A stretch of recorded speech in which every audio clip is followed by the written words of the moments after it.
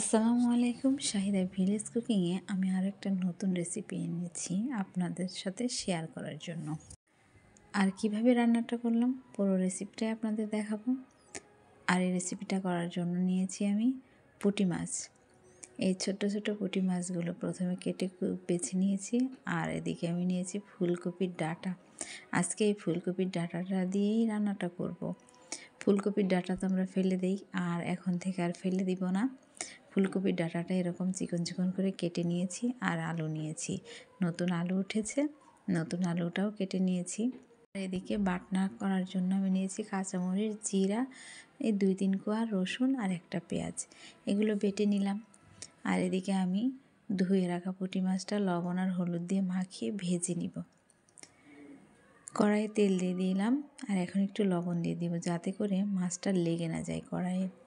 তার জন্য এতে করে পুঁটি মাছ তো একদম কাটা ছাড়িয়ে গেলে ভাজা ভালো হবে না, খেতেও ভালো লাগবে না। তো আমি দিয়ে দিলাম আরেকটা কড়াইয়ে তেল দিয়ে দিলাম। তেলটা দিয়ে এখন আমি দিয়ে দিব এই বেটে রাখা মশলাটা, জিরাটা আর পেঁয়াজ কুচি। আমি এখন পেঁয়াজ কুচিটা দিয়ে দিলাম। পেঁয়াজ কুচিটা হালকা বাদামি কালার হয়ে আসলে দিয়ে দিব বেটে রাখা বাটনাটা। বেটে রাখা মশলাটা দিয়ে আমি এখন ভালো করে কষিয়ে নিচ্ছি। এখন আমার মশলা কষানো হয়ে গেছে। এখন আমি দিয়ে দেবো মরিচের গুঁড়া, লবণ আর হলুদ। লবণ হলুদ দিয়ে আর একটু মশলাটাকে নেড়ে চেড়ে নিচ্ছি। ভালো মতো কষানো হয়ে গেছে। এখন আমি দিয়ে দিব ধুয়ে রাখা ফুলকপির ডাঁটা, আলুটা। ফুলকপির ডাঁটাটা ভাপে নিইনি, কারণ ফুলকপিটা একদমই সাজো, তার জন্য ডাঁটাগুলো সুন্দর। এতে ফুলকপির ডাঁটা এখন ভাপ দিতে হবে না, এমনিতেই সিদ্ধ হয়ে যাবে। আমি ভালো করে ফুলকপির ডাঁটা আর আলুটা মশলার সাথে ভেজে নিব।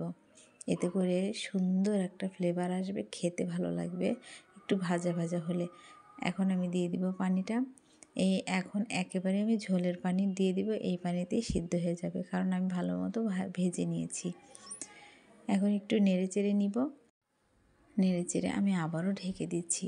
পানিটা শুকিয়ে আসলেই আমি দিয়ে দিব মাছটা। পানিটা অনেকখানি শুকিয়ে গেছে। এখন ভেজে রাখা পুঁটি মাছটা দিয়ে দিলাম। অল্প পানিতে দিলেই ভালো হয়, কারণ পুঁটি মাছটা বেশি ঝোলের মধ্যে দিলে কাঁটা বেরিয়ে যাবে, খেতে ভালো লাগবে না। আর আমি একসঙ্গে দিয়ে দিলাম ধনিয়া পাতা কুচি, দিয়ে ঢেকে দিলাম। কিছুক্ষণ পর ঢাকনাটাও উঠিয়ে নিলাম। ধনিয়া পাতাটাও সিদ্ধ হয়ে গেছে, আর মাছটাও ভালো মতন ঝোলের সাথে একেবারে মিশে গেছে। দেখুন ডাঁটাগুলোও গলে গেছে, মাছটাও সেদ্ধ হয়ে মাছটাও আস্ত আস্ত আছে। এই ফুলকপির ডাঁটা পুঁটি মাছ দিয়ে কেমন হয়েছে অবশ্যই কমেন্টে জানাবেন।